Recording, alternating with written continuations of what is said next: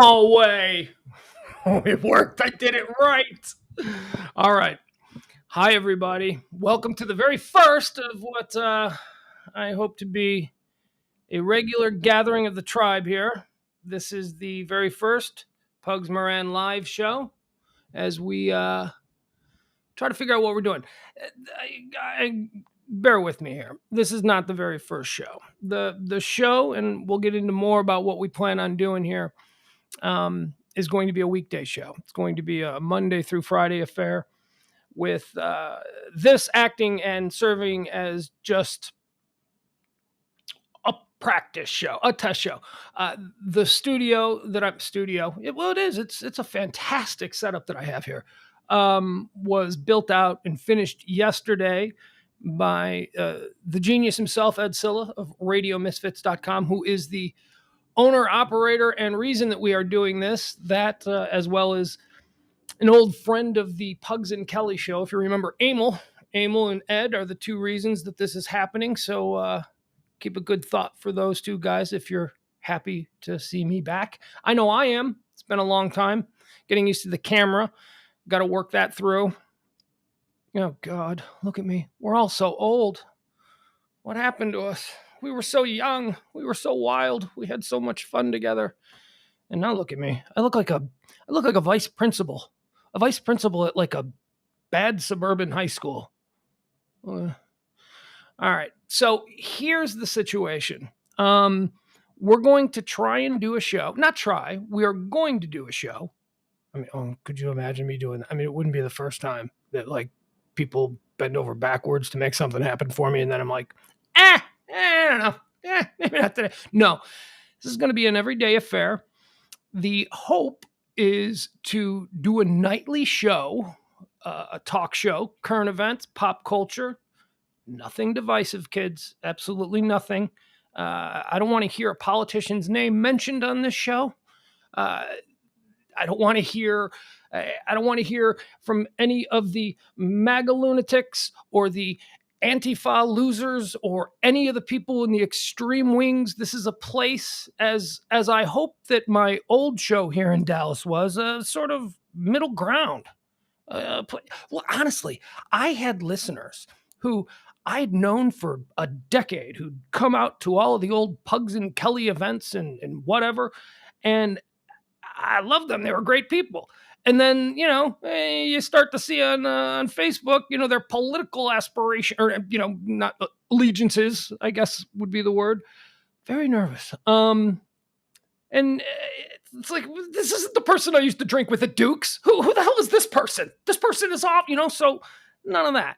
And that's one of the reasons that I wanted to come back and do something every night, because the reason I don't do radio anymore is because there is no place for me to do radio anymore.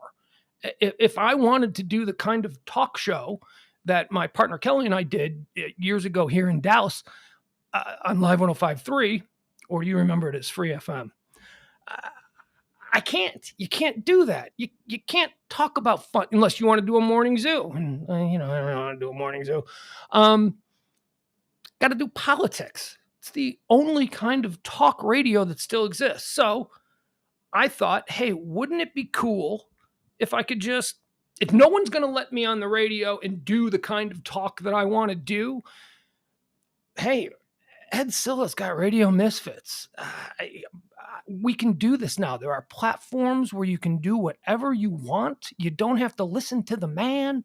You don't have to deal with program directors. And look, I've been in major market radio for 2 decades. I don't, and out for almost 1. I don't need a program director to tell me what I need to do to connect with a listener or a listener base, or I don't need that. And I don't need the nitpickiness. I don't need people like that justifying their position in a big corporation, the suits, if you will.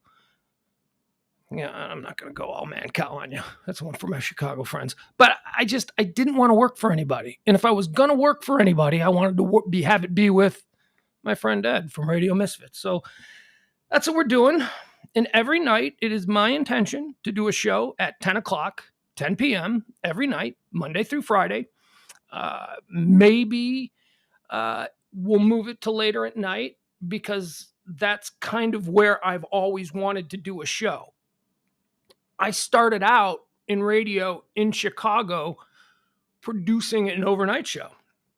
For anyone in Chicago listening, Eddie Schwartz. I started out in radio working for Mitch Rosen as his assistant. He rescued me from the traffic department, not radio traffic, actual traffic. The traffic people that cut in. I was doing that. I was working up there, and I got rescued from there. And they said, "Look, do you want to be on this radio station, The Loop in Chicago?" And I said, "Yeah, that's the whole reason I'm here. That's my favorite station." And they said, "Well, come on down and you're going to work on the overnight show with the legendary Chicago Eddie Schwartz." And I was like, "Whoa, what? Are you kidding?" And now that I've been on a radio for a while, I recognize that of all the people I've worked for and worked with, I was never happier than in the overnight show. And overnight radio doesn't really exist anymore. And I know because I've looked. I'm a night person. I've searched, you don't have to be in the town where the radio station is anymore. So I have searched the dial for some kind of just non-divisive, non-political, current events driven pop culture fun overnight talk, and it doesn't exist. It does exist. There are a number of overnight live shows, but they're sports. And look, I could have thrown my hat in the sports ring a decade ago, but well, if my friend Amy will tell you, I'm not good enough to do sports. So, maybe that's part of the reason I never went. But I don't want to do a format where I have to just, again, be dictated to by the bosses. And we can do this now. We can do it ourselves. And this is what I want to do. I want to do an overnight talk show that is non-divisive and in a place where other night people like myself can, hang out. And we can talk, and we can talk about the day, and we can talk about the day that's coming up, and we can get into personal life stuff. We can do all the sorts of things that I enjoyed doing so much for all those years here in Dallas back in, what are they? What do we call them? The aughts? We call them the aughts now. So I want to do that every night at 10 o'clock. Like I said, maybe moving to a little bit later. I don't know. It depends. We'll see. We'll see where the night takes us. And then I'm going to do another show every day at noon. I'm going to come back and I'm going to do something else at noon. Sort of hey, here's the day that we're experiencing right now, and this is what's going on. And then the nighttime show will sort of act as the day that was, the day in review.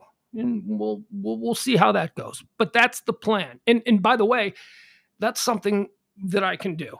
I don't want to just do overnights. I don't want to do just mornings. I want to be able to do a show, when people are listening and when people can be reached. And I think that having done over a decade of middays, that was a really great experience. And that is, if anybody wants to listen while they're sitting at work or however it is, I'd like to provide that for them. Now, we've also got another angle to this.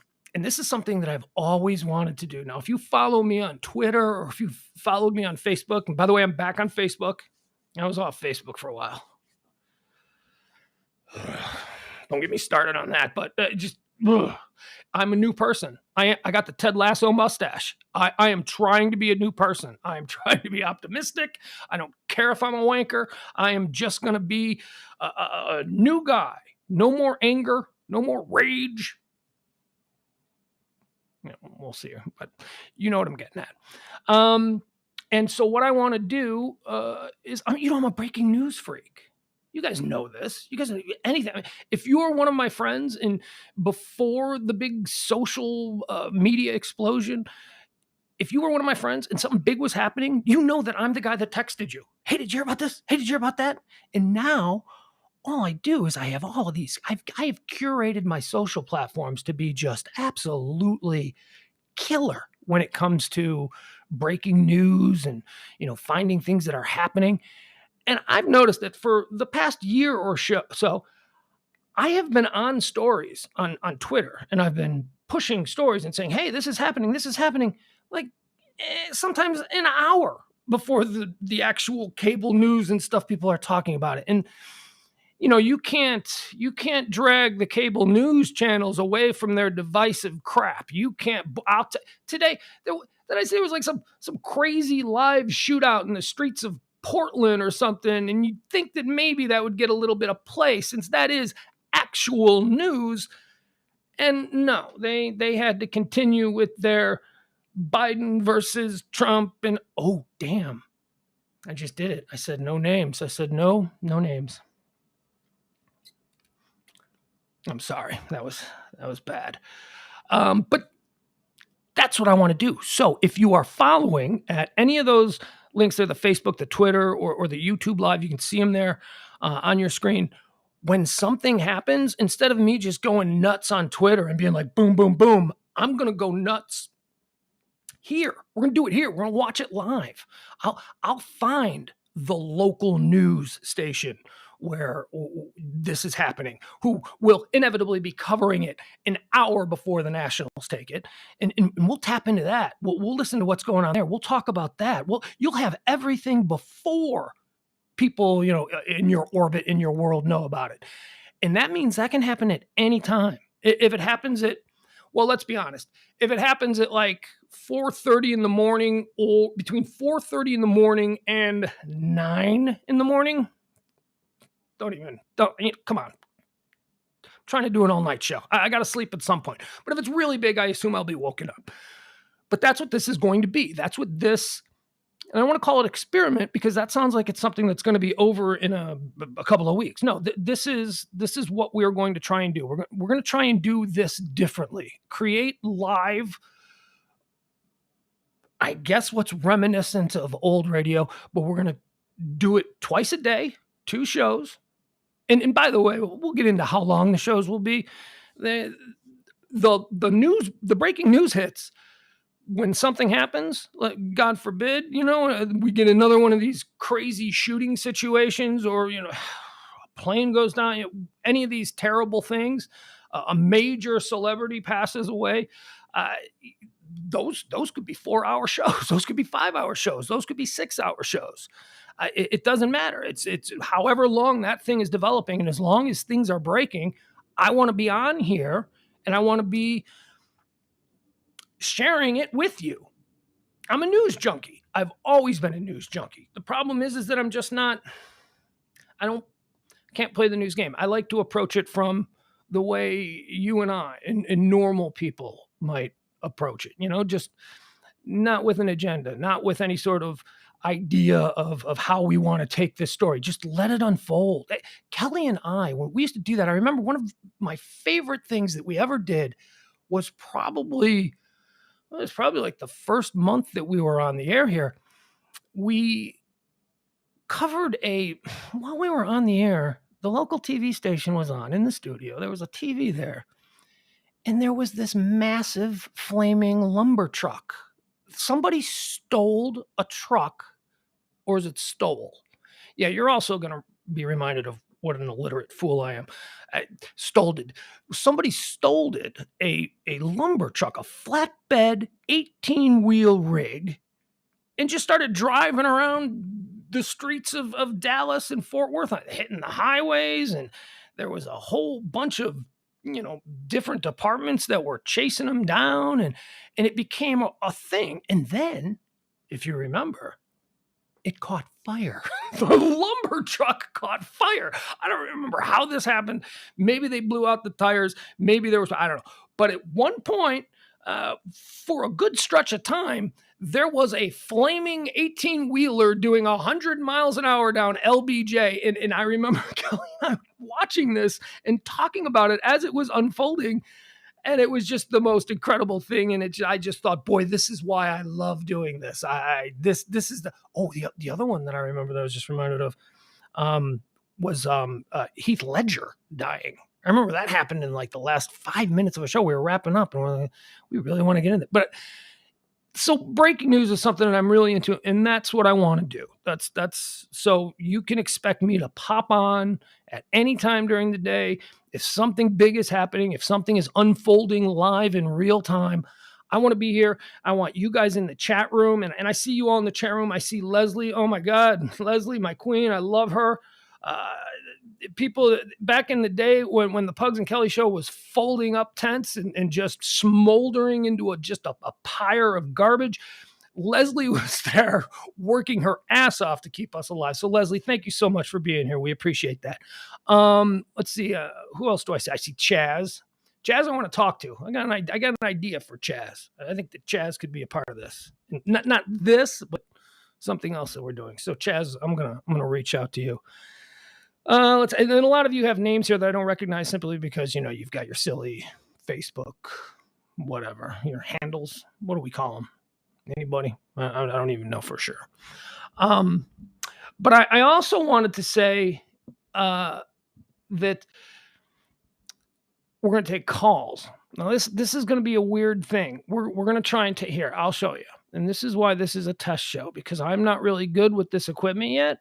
So it's going to be sort of me trying to look at that. Okay. So we're going to try and take calls, and we can do this, in either of the shows, the 10 o'clock show, the noontime show, certainly doing the breaking news. That's what I really want to take calls during the breaking news. I want to know what other people are seeing, what other people are, you guys can be my super sleuths. You can, because if I'm doing this, I'm obviously not going to be like scanning all over the internets and, finding the latest stuff. So that's when the phone calls are going to really come in handy, but we'll take calls. I'd love to talk to you. I'd love to try that out.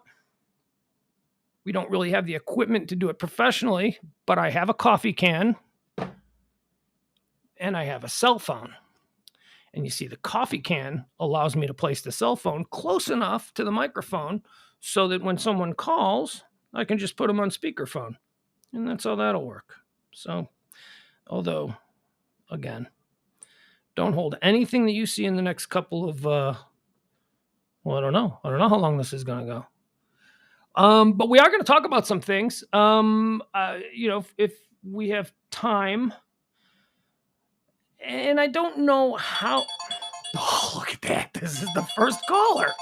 This is the first. All right. What happened? Was I too blown away by the fact that someone called? Does it go to voicemail really quick? All right, try again. Hold on. I need a drink. Oh, that's me. I'm screwing up my phone. There we go. All right. Hi, you're on the air. You're the first call ever. Hello? No, this isn't going well. All right, try again. Call back again. Seriously, that's why we do a test show. Hey. By the way, I'm very nervous. I haven't done anything like this in a long time, so just bear with me today. Full disclosure, this is, actually, how long is the show going to go? Is really a matter of this. Oh, trying to pour a drink. All right, let's try this. Hello, caller. You're the first one ever on this. Hello? First time, long time. Oh, is that going over? Can you people in the chat room, can you hear this? Speak again. I said I'm a first-time caller, long-time listener. Chaz. This is Chaz Knight. Is this Chaz? No, this is Brady. But why is it? It says this is Chaz. Oh, now it says Brady. Hi, Brady. How are you? All right, man. Good to see you on the air. No, Brady. I'm not on the air. I'm in the interwebs, whatever that is. Exactly. Yeah. in the inner tubes. So, it looks great. It looks great both on Facebook and YouTube. I've been watching on both platforms, two different monitors, and it looks really good. Oh man, thank you, dude. Thank you so much. I just blasted this out like an hour ago. I didn't know if anybody was gonna, was I gonna be talking to like 3 people? Was nobody gonna call? So thank you so much for being the first guy. I really do appreciate that, and I have nothing to give you because this isn't radio. But thank you so much. Now here is something that I do want to do. When you call in, and I'm gonna pose this to you. Have we met? No, I've talked to you a few times, but we've never met. Okay, so you've been a caller to the old show. A couple of times, yeah, like once or twice, and then we've corresponded on social media a bit. Yeah, but Brady, I mean, I know you when I saw the name come up in the phone. I know that we're friends on Facebook and stuff, and we're pretty active there. But that is one of the things that is really hard for me because I I've met so many people, and when we would meet the listeners, you know, I mean, we were almost always drunk. It was at a bar, or it was a, you know, it was some sort of event where alcohol was being not only served but pushed and promoted. So I really do. If someone calls in and we've met, tell me how we met, and then bring it back, and I'll remember that. So where do you live?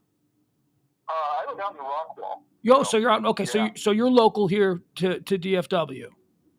I am. I listened to the show back in the day, and you know, it was really great. I think a lot of us who are here and follow you on social media kind of saw your growth, you know, through the show, and then after the show, and you know, we followed you, and because you were, you know, an important part of our days for so long, and it's really good to see you doing this, and I hope it goes well. Well, thank you. It's going to be a slog, you know. I mean, it's going to be you guys at first. It's going to be the hardcore people that are on my Facebook page, and you know, the guys that we go way back with, and then hopefully we can grow this. And although it is my intention to make this a DFW centric show, because we are on the internet, anybody can participate. And I know that I have friends in Chicago who are going to be participating, and friends elsewhere. But for the most part, we're going to try and keep this a localized late night talk show. Hey, Brady, thank you so much. We appreciate it. Oh yeah, one little thing I want to mention. Yeah. As you put your mic closer and further from the camera, the focus goes between the writing on your mic and your face. Sometimes it kind of fades in and out. So just a heads up on. Yeah. Hey, you know what? If anybody has any of those sort of observations, that's what this show is for. Thank you, Brady. I appreciate it, man, and I hope to hear from you again. All right. Then look at that. The phone calls work. And Ed in the chat room points out we will have legitimate phones come Tuesday. Look, everything that I have here is because of Ed and Emil. So thank them. And here we go. Who's this? All right. Hi, caller. You are not there. Oh, we're not going to be screening calls. So I'm just going to have to, am I going to have to put the phone on mute, you know, and just look down when somebody calls? I don't know. We will figure it out. Let me see here. I'm hearing from people that the calls are going to voicemail, and that's all right. Oh, but I am getting texts from people. Yeah, Ed from RadioMisfits.com would like to say that he is going to be fixing the focus thing on the mic, so we'll get that worked out. All right, so we're not gonna let everything go to hell just because I'm trying to figure out how to take calls. I am thirsty though. I'm like Cottonmouth. It's like the minute I signed on, it was like, you're not going to do this. We're going to screw this up for you. And now suddenly I've got Cottonmouth. So excuse me. There are no real topics prepared for today, unlike what you'll get at noon and at 10 o'clock on other days. I mean, there's a couple things that we can talk about. If this starts to work, you know, if people stick around and, you know, we're getting into this, then yeah, I mean, there are things that we can talk about. I'd love to talk about, look, you know me, right? The only thing I'm good at in this world is watching television. That's it. The Emmys came out, and my favorite show in the world just set a record. So we're going to get most nominations for a new show ever. Very proud that I've been hawking this particular show since, I'm just go ahead and say it. Since before I discovered it, I broke it. It's me. I'm the guy responsible for the Ted Lasso phenomenon that's going on in this world right now. That's me. I'm the guy. I'm the first guy that went on social media, for all you know. All right, so how long is this show going to be? Here's what I've decided I'm going to do. Oh, my computer just signed out. That's a problem. I'm going to have to figure out how to do all that. So here's how long this show is going to last. Got my trusty bottle of whiskey. There we go. Again, another thing that's courtesy of Emil. And by the way, you Room Raider snobs out there, we're gonna have something back there. Just don't worry about it. I don't want to get dragged on Room Raider because I've got a white blank wall. There's a plan for that white wall. So here's how long the show is going to last today. Okay. Now you see that? Okay. As long as that lasts, that's how long the show is going to go today. So we're going to be here a while. So maybe you could pour yourself one yourself. Again, nervous. Pour yourself one yourself. I quit smoking weed. That's something. That's another reason why I'm not, or why I'm a little bit disheveled. And just for the fun, when I was in high school, there was like this whole industry based around selling teenagers who got caught with weed, sending them to rehab. Me and another one of my very close friends just one day went, well, let's see if we can stop. And it's been months. It's it's like you just stop. Weed is not addictive. It's habitual. It is a habit. It is something that you get used to doing. But if you don't have it, it's not like you're going to be like scratching your skin and all that. So I'm drinking again, which is weird because I haven't drank in 10 years. Since I left Dallas, I haven't drank. I don't go to bars. You people don't even know me anymore. I'm just such a different person. As for, a lot of people have asked, what about Kelly? Well, what do you mean? What about Kelly? I love Kelly. Kelly's like blood to me. She can be a part of anything that she ever wants to be a part of, and she is welcome. And but she doesn't live here with me, and this is in my house, and she has oh God, she's like the little lady in the shoe, right? She's got like a bunch of kids and look, I'll save that. I honestly, I think we have plans to do something together in the form of a podcast, and this may shock you people, I have not spoken to my former partner, who I sat with for over a decade, and talked to about everything. I haven't spoken to her in a decade. Now, that is not to say we've not had contact. We have had contact. If you follow us on Twitter or whatever, you see that we interact there, and we've texted, and I'm very up on what her kids that I know are doing. But you know what? I'm going to save all that, because if she ever wants to talk about that kind of stuff, she should be able to discuss what's going on with her world. But yeah, I haven't spoken to Kelly in maybe a decade, maybe. I'm trying to think of maybe have seen her at a wedding or something like that. I don't know. And honestly, it's not like because there's anything between us. That it's the complete opposite. It's just, I moved back to Chicago and she was in Corpus Christi, and she's got a beautiful life by all accounts. And, you talk to somebody every day for 4 or 5 hours for a decade, you got nothing to say to each other. But now I think maybe we might have something to say to each other. I think we might actually have stuff to talk about. So that could be something that's happening. But stuff that I do with her will probably be more in the form of a traditional podcast. Boy, and how old are we? Traditional podcast. You remember when podcasts were just something that we made fun? I remember having Joe Rogan on the show in 2009, 2008, and he was all about his cute little JoeRogan.net. Oh, are you still doing that cute little, are you doing that little thing on the internet? Are you still doing that, JoeRogan.net? Oh, that dude just signed a $100 million deal with Spotify. That cute little thing that everybody in radio looked down their nose at has now destroyed the industry that Marconi built. This is a new age. So, as far as Kelly and I'm looking forward to us doing something, but I really don't want to talk to her until it's on tape. Like, I think that our first interaction should be on tape. So luckily, my guy Ed from Radio Misfits, he is served as the go-between. He's the guy, he's known her longer than he's known me. As a matter of fact, I only know him because of her 20 years ago. Okay. Let's see what this is. All right. Take a call. Keeps going to voicemail, because apparently the voicemail is after 2 rings. So if you try and call again, what we'll do, test show kids. This is not the real thing. Oh, and by the way, I have this plan. I've got like sport coats that I'm going to wear for breaking news. Okay. I'm sorry. I'm screwing up my phone. My guy Ed is probably going nuts. Bear with us. Oh, and music. We'll do something. We'll do something to like jazz it all up a little bit. We've got big plans. Here's the big plans. We've all got them.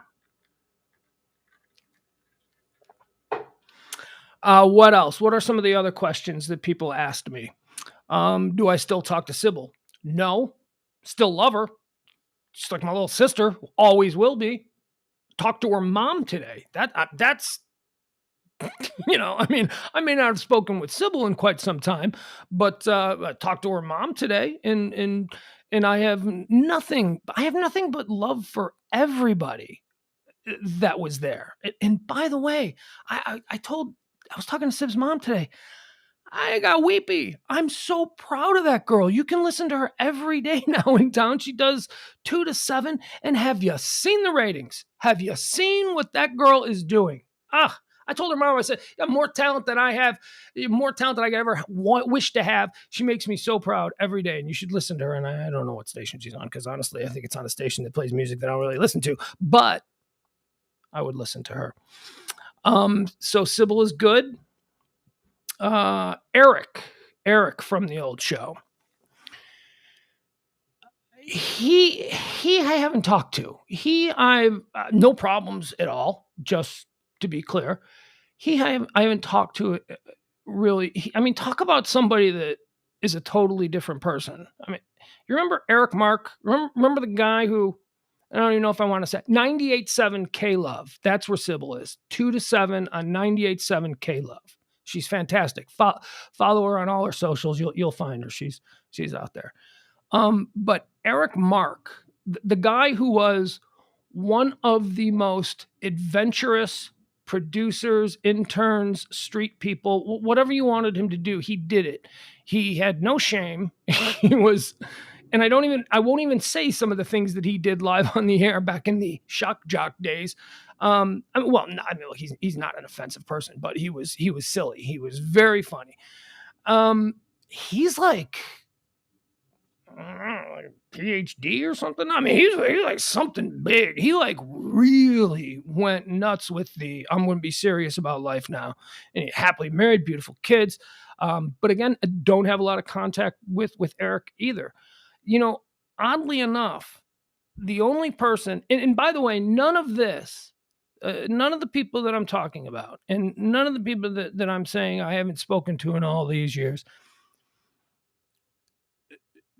this is none of their fault. This is me. I'm an odd duck. I've got the depression, and I've got the, I got to go and hide, and I got to go dig a hole, and I got to go be alone for my best friends in the world. And I see one of them is in the chat room. I've been here for 2 months, and I haven't even spoken to him yet. I haven't seen him. I've spoken to him, but actually, I don't even know that I've spoken to him. Yeah, I think we did have a phone call. So all of these things, gee, that's kind of weird that Pugs doesn't even talk to Sybil anymore. That's kind of weird that Pugs doesn't talk to. It is weird. I'm odd in that way. I went away, and I just had to kind of reinvent myself. And it shocks a lot of people when I say this, but don't expect there to be a lot of similarities between what you hear from me now and what you may have heard from me then. There's a lot of stuff that I was involved in. And hey, you know me, I'm not like a holy roller. I didn't find Jesus, and cheers to you. That's not who I am. You know this. But I did a lot of things back in those days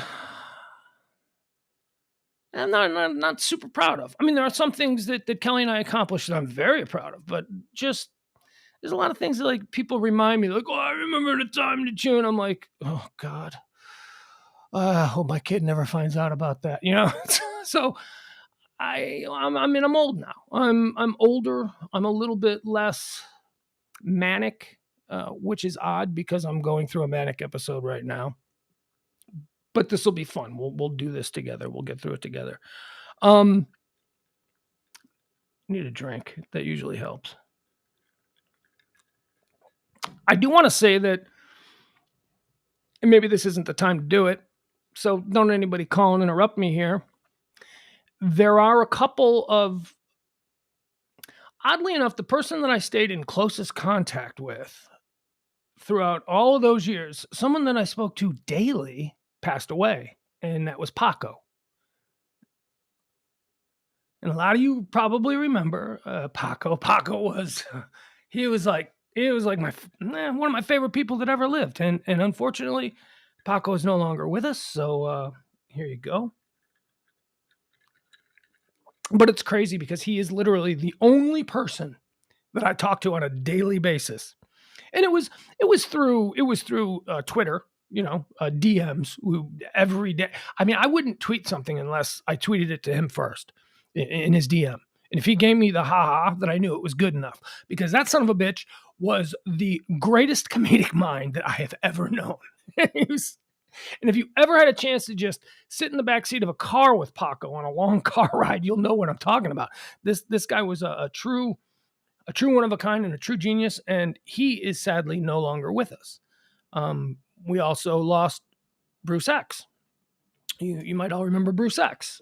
He another person who was incredibly just behind the scenes and in real life, like not a radio guy or not at appearances or anything, like in real life, like, coming over and, hanging out. And he was one of the closest people in my life, and he sadly passed away as well. So and I kept in contact with him too.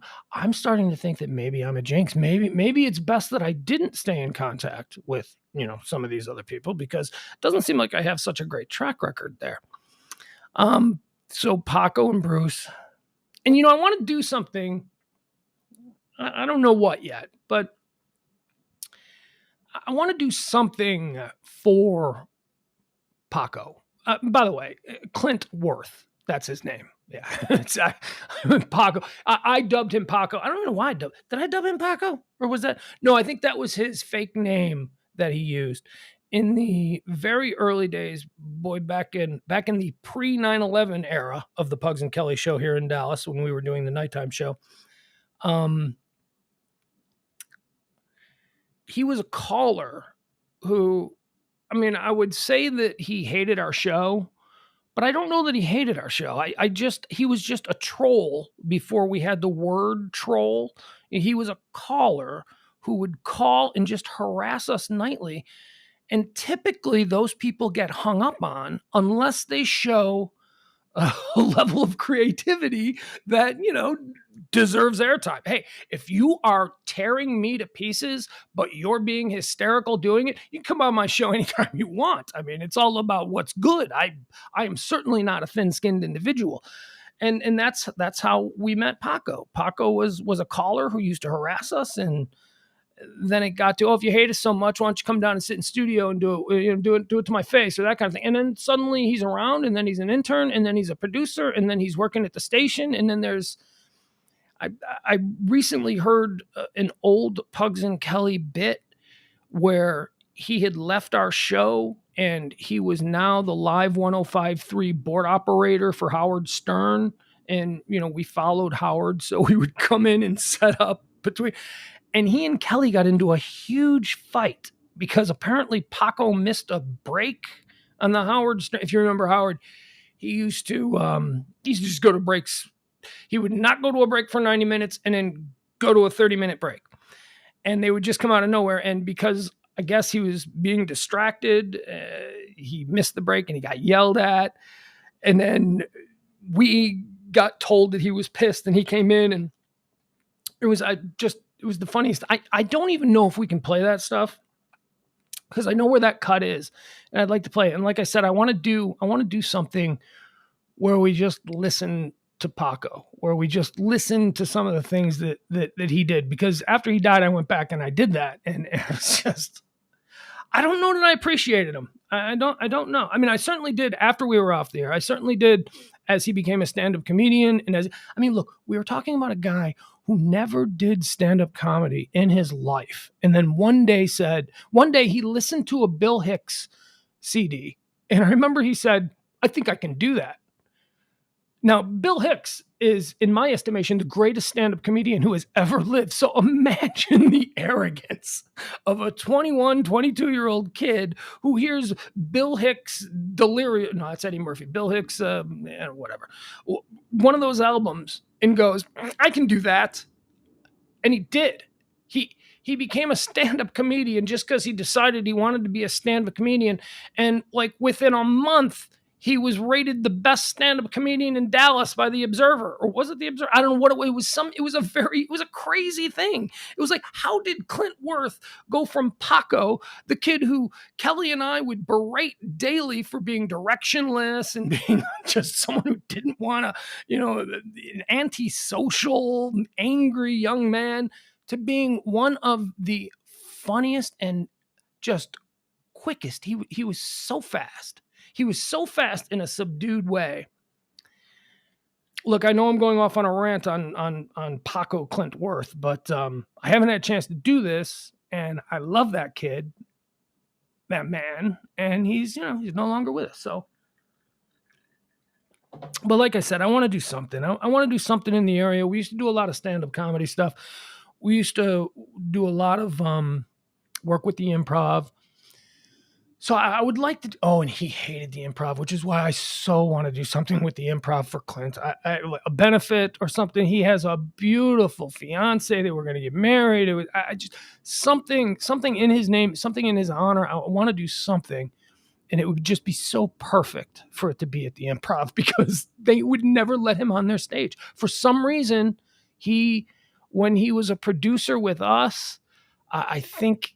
When he was a producer with us and before he was a stand-up comedian, I think that he told an improv booker that he wouldn't book a certain person because they sucked. And that was Paco. He was so blunt. And so he burned the improv bridge in Dallas long before he ever even tried to become a stand-up comedian. And then he just did it on all these, like, if Dallas had an alt comedy scene, if Dallas had one of those jump up on the bar and grab a microphone and do comedy, pop-up type situations. That's how he did it.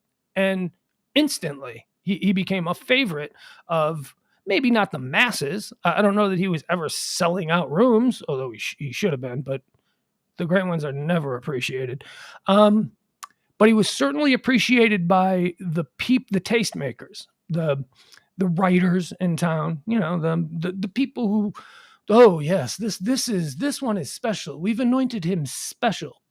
And that's what he did. He did that instantly, like out of the gates. Some of the funniest people I know are wonderful stand-up comedians.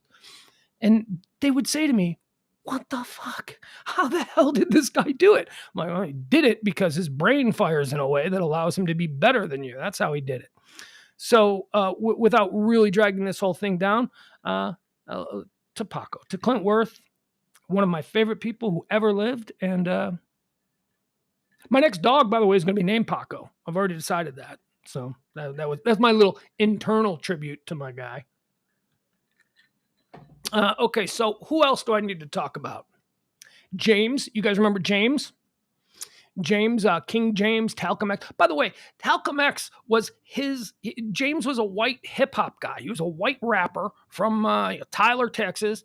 And I think we dubbed him Talcum X. And now there is an actual Talcum X. Now there is an actual rapper out there named Talcum X. And every time I see that, I get angry because I'm like, that was James Parker. And by the way, you can find James Parker. He's everywhere. He's another guy that's just absolutely killing it. He's doing radio down in New Orleans. He's competing with Kelly for the most children allowed by law. I think he's got 5 at this point. Who I have peripheral contact with, but another person who I absolutely love and adore, who I've just, because again, I'm an odd duck. I was not great at keeping in contact with people. But James is doing wonderful. Cody, you guys remember Cody? Oh, Dangalang. Cody's down in, I think Cody moved to Corpus Christi to live in Kelly's crawl space and is now down there. I don't know, running the show. I don't know what Cody is doing. Again, he's another one that I see on socials and I see his pictures. He seems happy and Kelly would probably be able to tell you more about what old Cody Dangalang is getting into these days. But he's well, look, hey Pugs, there's another guy that you didn't stay in contact with. All right. So my voicemail, I just realized, is full. And I don't know if that means I can't take any more calls, but I'd like to try and take another call right now. So if somebody calls now at, where's the number? Oh, see, now I got to do this. Folks, test show. Bear with me. All right. Here you go. See, I can do that. And look, it appears right there. All right. And also, let me I can go through the chat here. I'm trying to navigate the best way to do this to be able to interact with you guys. So let me see. If you guys have any questions. I see Kevin Barber on there. Kevin Barber. Kevin Barber was like, you want to talk about, like when you're a kid and you meet somebody that you just immediately connect with? That's Kevin Barber. That dude was so funny. That kid used to make me laugh. He used to walk around. This is a guy who was walking around the halls in high school, sophomore year, dressed like a member of Duran Duran. No shit. He had the balls to do that. It's like we grew up in the suburbs on the south side of Chicago, and this dude's walking around like he just stepped off of a Duran Duran album. But he was my best friend in high school. One of my best friends, certainly someone that another person that I never kept in contact with. Well, at least the social media platforms, they allow us to do that. Let me see, who else do we have on here? I'm going to try and. So Kevin, if you're seeing him in the chat room, you should know that he knows more about me than you ever will. Who else? Having difficulty. I got to learn how to scroll through here. Boop, boop, boop, boop, boop. We're going to try and. Oh, wow, look at this. Okay, see, I couldn't. How do you know when somebody has left? And I think I have to. It's showing that like voicemails are popping. Let me see here. So what is this? All right, let's give this one. All right, they didn't leave a message. Throw that out. Again, I'll get comfortable with this. We'll figure out exactly how. And did I see? I'm seeing names in the chat room that I really have to throw a little bit of love at. Oh my God, there's Tony Lasano. Tony Lasano, one of the cornerstones of the Misfits Network. Radio guy, super pro radio guy. Let's see here. Oh, Tony says he'd like to make a long distance request. Can you play the theme to Taxi and dedicate it to Snuggles? I sure can, Tony. That's coming up after the next break. Yeah, you should check out Tony Lasano's show. It's actually, I don't know what it's called because I've seen it branded as Tony. What's your show called? If people want to check that out on the Radio Misfits Network, you let everybody know, because this guy has been doing podcasts in the Chicago area. I don't want to say that they're locally targeted, but he gets the best guests and he does his show. This dude does his podcast from, or at least did, I don't know anymore, but he did his podcast from the Museum of Broadcast History, or what, I mean, like the museum, not like some stupid little rinky-dink thing. We're talking about like a $500 million structure in the middle of downtown Chicago with a giant showcase studio. This dude somehow finagled it so that I'm doing it from a guest house in Highland Park. This dude was doing his podcast show from the freaking Museum of Broadcast History. And I should tell him this, he invited me to come be on his show once. And I went and I did it, and I was so flattered because I looked at that as sort of the absolute A team of. Sorry, I got a text here. No, okay, never mind. See, I'm going to be distracted. Anyway, I was just always very impressed with what he did, and I was very pleased when he asked me to come do a show. Never asked me to do a second one. Thought that was interesting. I really took that as a failure on my part. So, there's the Tony. We're always going to have that between us. Also, let's see who else is in there. Oh, I saw a guy by the name of Dave Logan in there in the chat room. I don't know if Dave is still there. I'm having difficulty navigating the chat room, but I'll figure it out. Dave Logan is like one of the most important people in the history of modern American radio. He has been the driving force, programming wise, behind some of the biggest radio stations in America. Not the least of which is the station that I believe to be the greatest rock and roll station America has ever produced, which is the Loop in Chicago. My alma mater, my home base, and he's also the first person who ever. So it was really nice to see him on here, Dave Logan. Not too much pressure.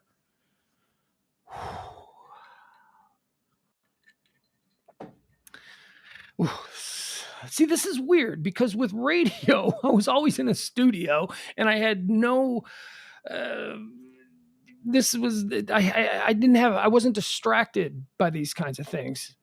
Maybe that will be a good segment. Maybe I'll have Mr. Dave Logan on and he can air check me. He can give me some pointers on what it is that I'm doing wrong, popping my P's. I guess there's not going to be any worry about talking over people because I'm going to be doing this by myself and I can't seem to be able to figure out how to take calls. So that'll be fun. We can do that. We can do a live air check session with the first person who ever hired me. Who else? Let's see here. I can take questions in the chat if you guys have any questions. I'm going to go all the way down to the bottom, so I'm just going to start at the bottom. Gary Lewandowski. Oh, Gary's old school. Gary's one of the old guys. Gary says, definitely missed hearing you. This is wonderful. Thank you. This isn't wonderful, but I'm hoping that it will turn into something that's wonderful. Tony. Oh, I'm sorry, Tony. Minutia Men with Rick and Dave. Wait, Tony, are you involved with that? Is that your thing? Because, Rick, that's a fantastic show. There are a bunch of shows on the Radio Misfits Network that Rick Kempfer, who is another, in my estimation, radio icon. There we go. Oh, we're going to do this. Sorry, Rick. You'll get love later. All right. Hi, you're on the air. Can you hear me? Oh, this is, come on. Don't do that. You're not on the radio. This is not going out. There's like 20 people. This is not, you don't have to get nervous and hang up. Everybody loves it. This is, and look at this now. Now we've got my buddy Tom Beller. He's in the chat room. This is not a guy who is from Dallas. This is another Tom Beller. Tom Beller will get the award right now for guy that has known me the longest. Oh, now we got trouble. All right, don't hang up. Don't be a bitch. Say something.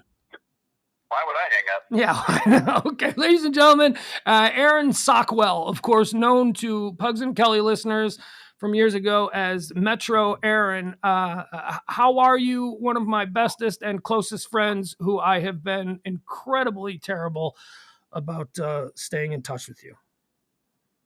That's the beauty of good friendship is that you don't have to talk every day and you're still the same. No. Yeah. Hey, by the way, speaking of which, I'm gonna want to involve you in anything that you want to be involved with. I mean, nobody can make me segment. Say that again. I said all you need is a soccer segment, right? Yeah, I won't be doing this. Oh, actually, do you know that we have not? So Aaron is a former soccer standout, SMU legend, I hear tell. Oh yeah. And he was my best friend. I mean, there was nobody. People who were listening to the show back in the day. I think that you and I were probably in a lot of people's minds attached at the hip. But I hated soccer, and he was all about the soccer. So that was one of the things between he and I.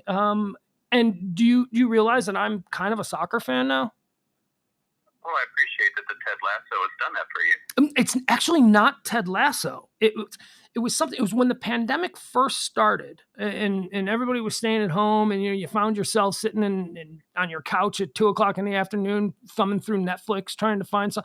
I started watching this Netflix documentary called Sunderland All the Way, or something like that. So you know what I'm talking about? See, I don't even remember what Sunderland was because, again, I was really high back then. So nothing short-term is shot. But I loved it. And then I went on a tear, dude, and I watched I watched everything. I watched some movie that made me cry. I watched everything. And then Ted Lasso comes into my life. And now suddenly, not only do I sort of understand soccer, although the ball goes out of bounds way too much and the scores are way too low, I also kind of enjoy it. So, look, now you and I have another wrinkle that we might be able to connect on. Well, all you have to do is pick a team and follow, and then you'll have some skin in the game. The difference is, on my end, I still hate baseball. Well, of course, because you're Cuban. You've got that communist streak. So guess what? My favorite. I have a favorite Premier League team, and guess what it is?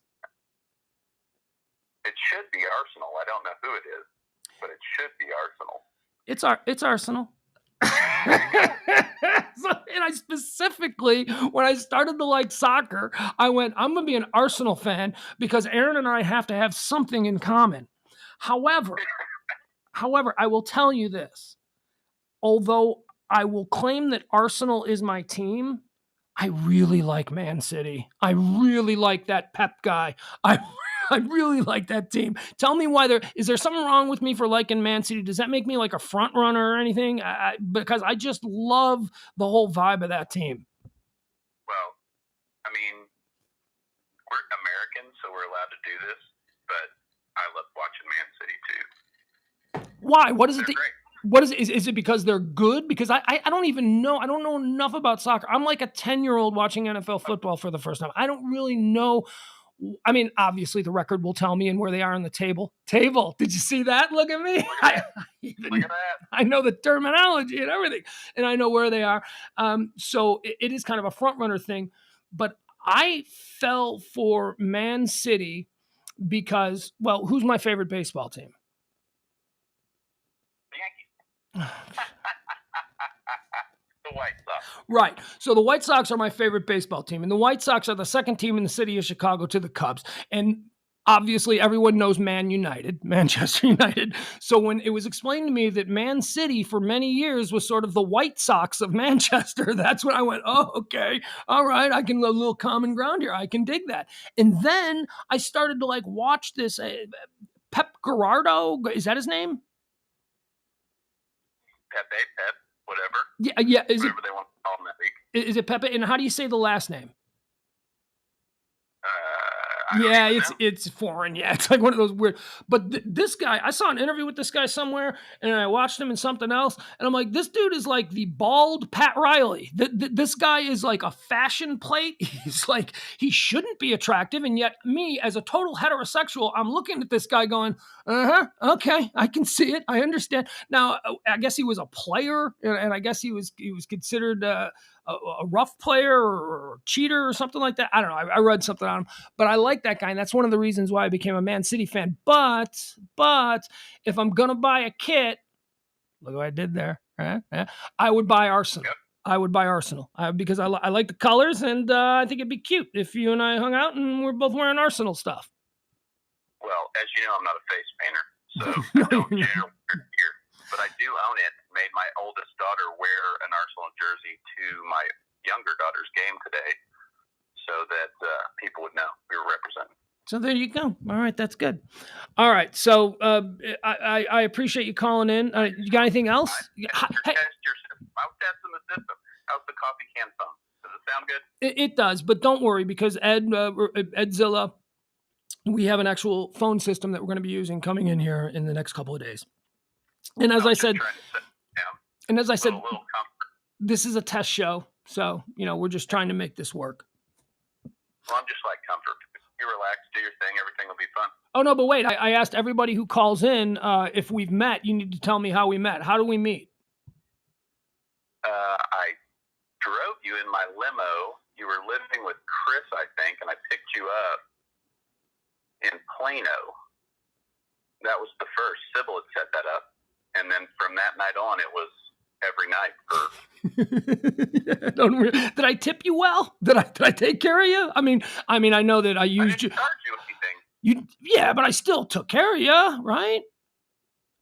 Come on, I had to. Would you have talked to me if I? Go ahead. Did you leave me? No. I'm here. But I'm sure you would have tipped. Well, you tipped everyone well.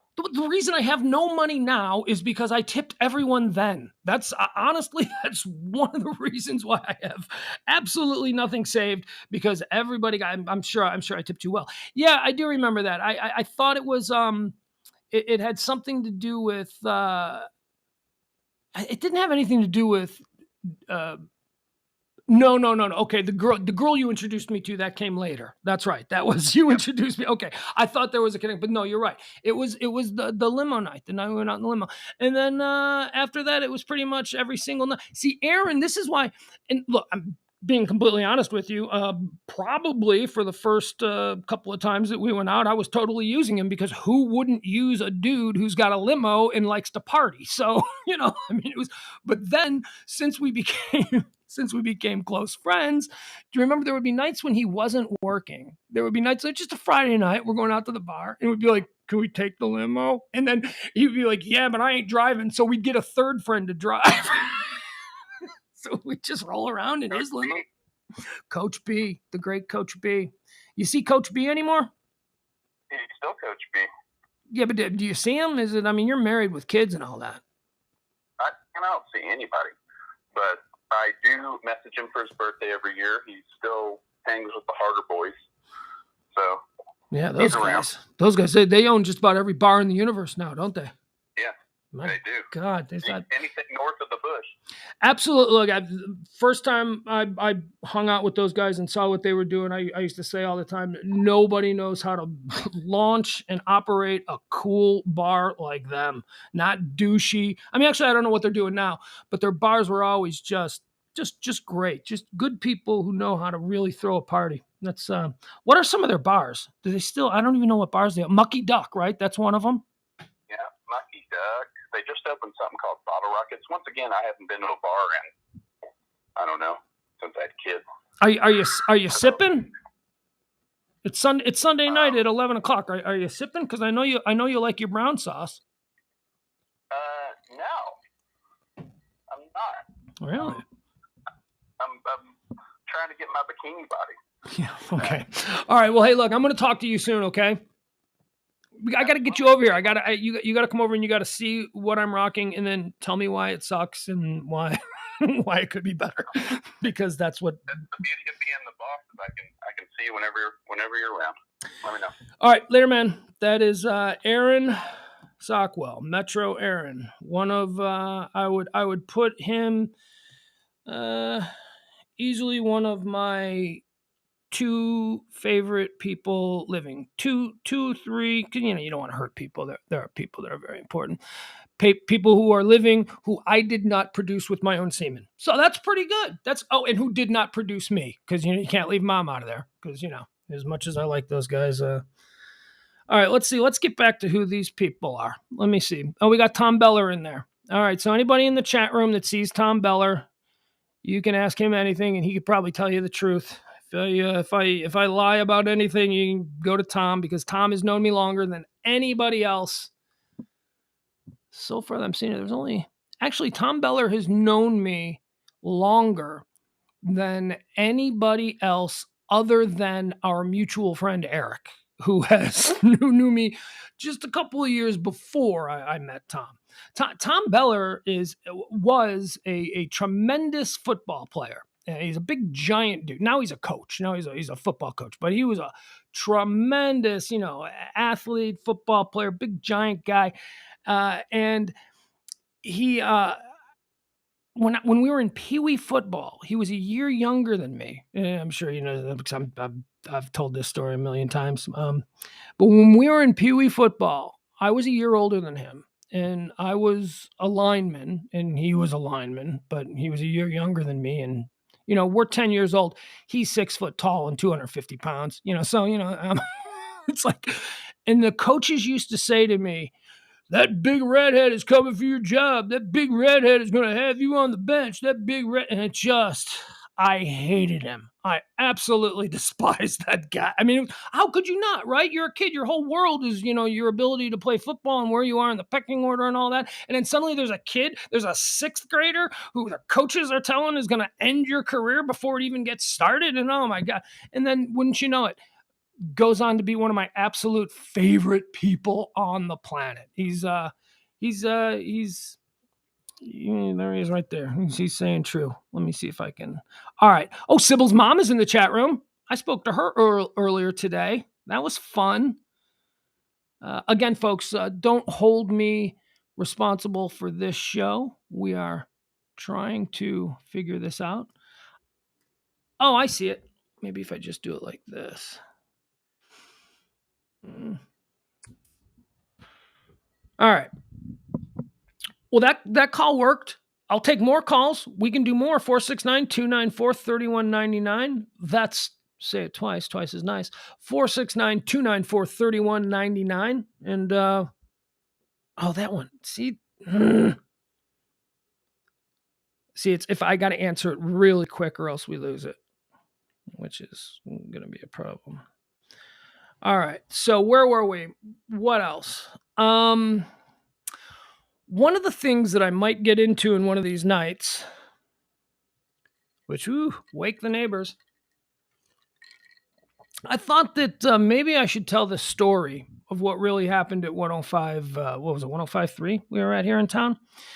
Because for a lot of years after that happened, people would, come up to me and go, "Oh man, it sucks that you got fired. It sucks that you," and that was just such a burn, because when you part ways with one of them big giant corporations, occasionally you have to sign documents that forbid you from being able to speak about why you parted ways. Now, obviously, since there were documents involved, we weren't fired. We were not fired. It was a complete. There are certain people in this town who know exactly what happened. A lot of people over the years have asked me what has happened. And yeah, I signed something that said that I would never talk about it. But quite frankly, the world has changed. And what we signed that I'm not allowed to talk about is not something that I believe any court would enforce in 2021. And I don't also believe that it's anything that the current company that runs that radio station wants to go to war over. So at some point, I may tell the story. This will certainly have to come after I discuss it with my former partner, because this is not something that I was involved in alone. But there is a story there, folks, and someday I will tell the story. And it may not be good for some people who have gone on to have very nice careers in this town. The cancel culture that we live in could be lurking out there for some people. That's all I'm going to say. But on that same note, I have no desire or animus towards anybody. I should also probably talk about this, since it's something that a lot of people have asked me about. So Russ Martin died.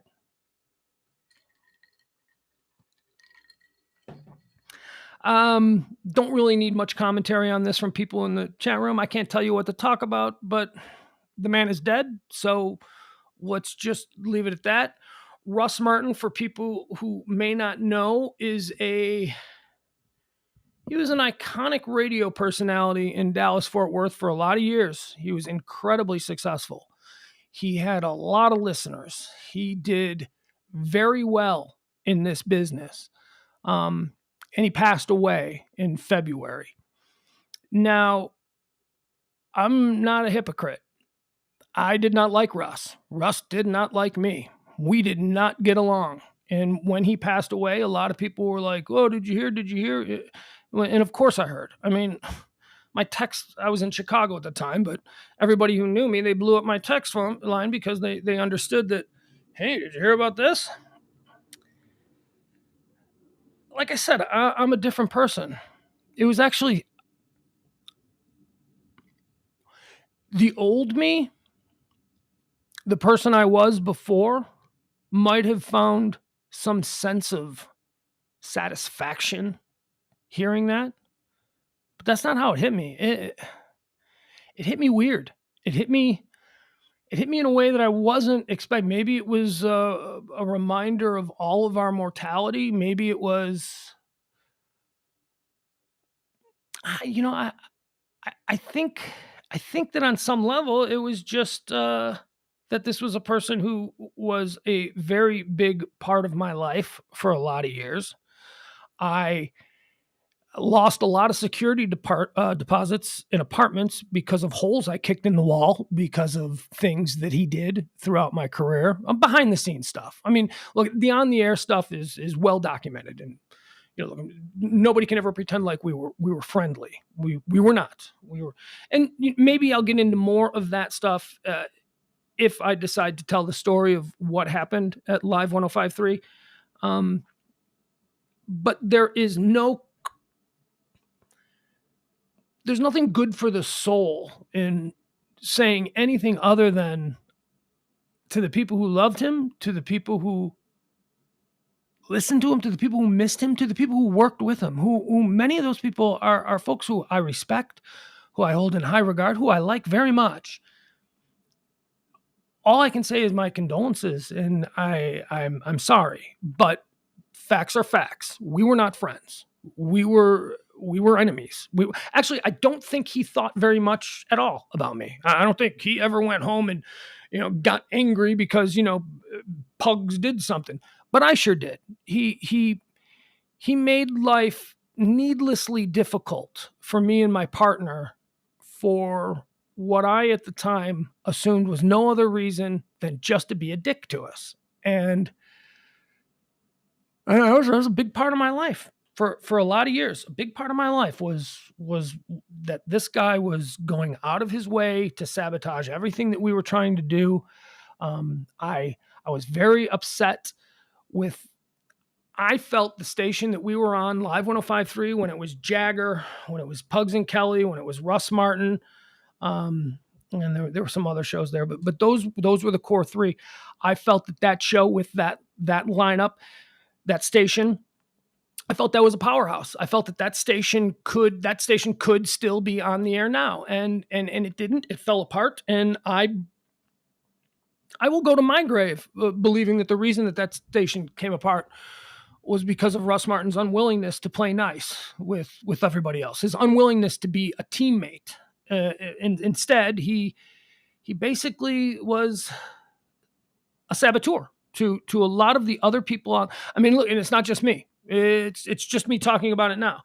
But you could talk to anybody from Liz Wilde to Dick Hunter to, I mean, look, any of the other midday shows, they'll all tell you the same thing. He was difficult, and he was the king, and it was his castle, and he was on top of the hill. And I wish he'd been a nicer guy to some of the people who really had no ill will towards him. No, I mean, the first day I met him, I remember everyone said this. Okay, so first, let's go back to the origin of this story. I'm gonna need a drink for this.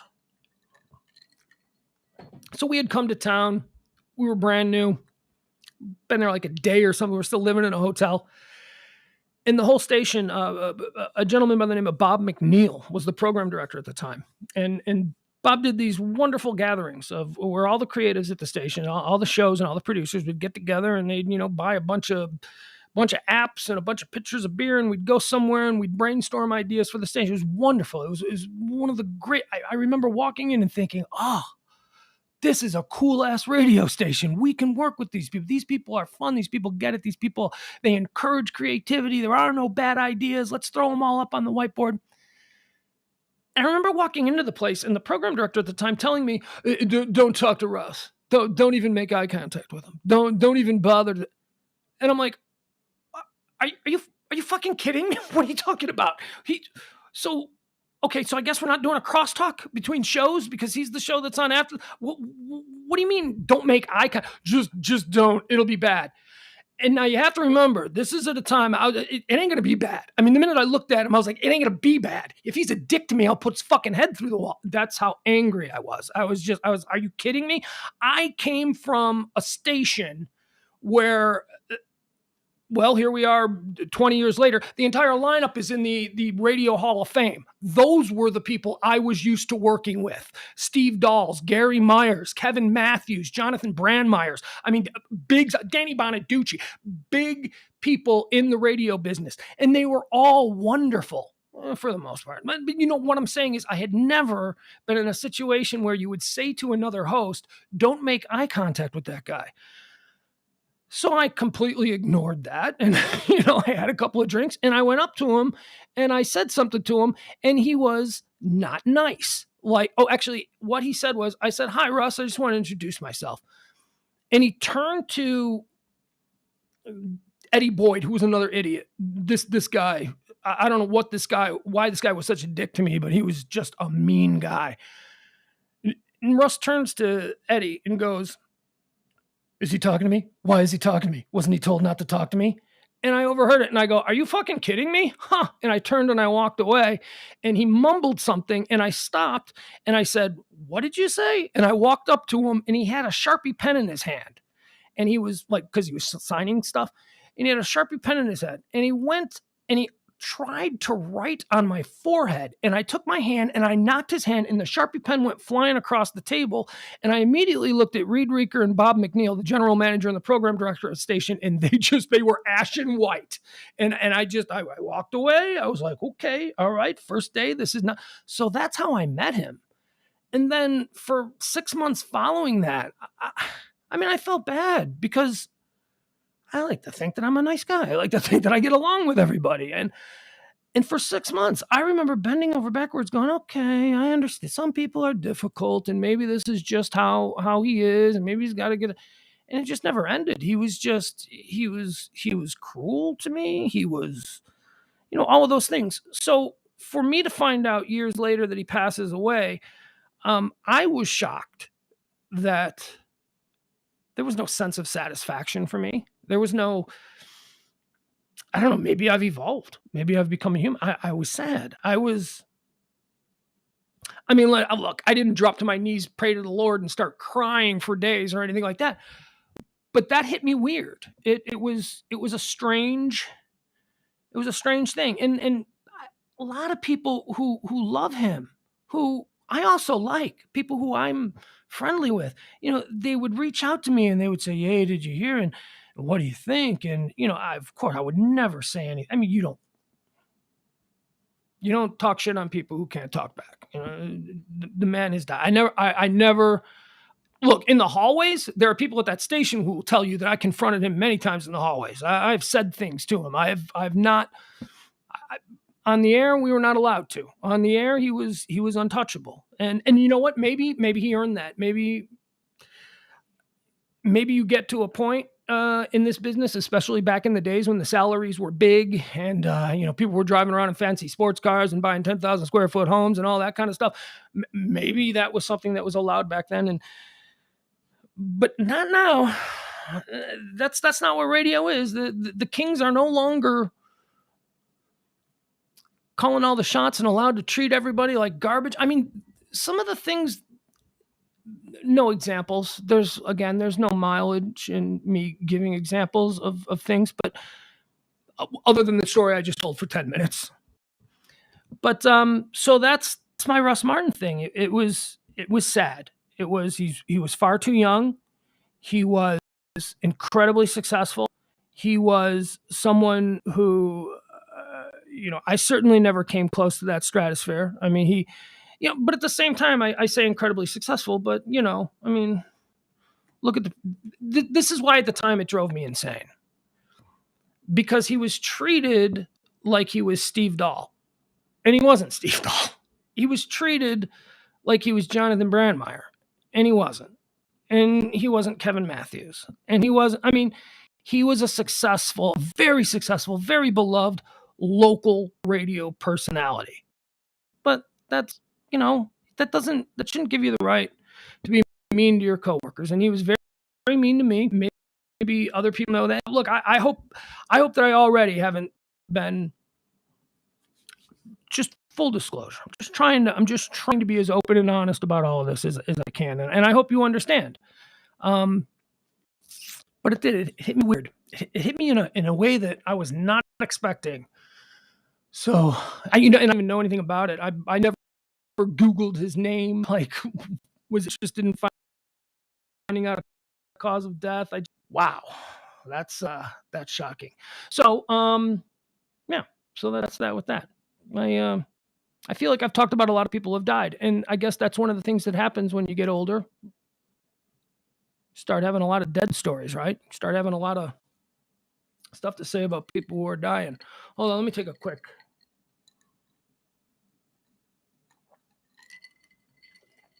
All right.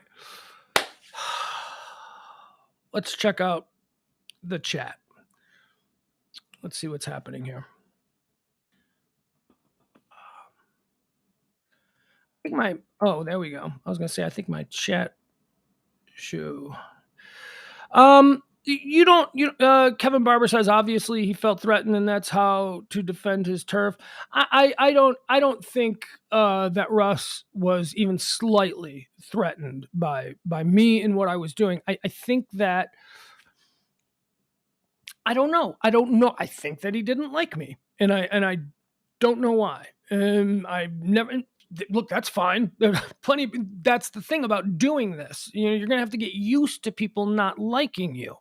And then, should you ever meet that person in real life, you try to change that. You try to show them that you actually are a decent person, and I tried that a lot of times with him, and it just never. I got one really funny story, and I just don't want to tell. It's not a bad one either. It's actually a good one, but I didn't want to spend more than a couple of minutes mentioning the passing of iconic and legendary Dallas Fort Worth broadcaster Russ Martin.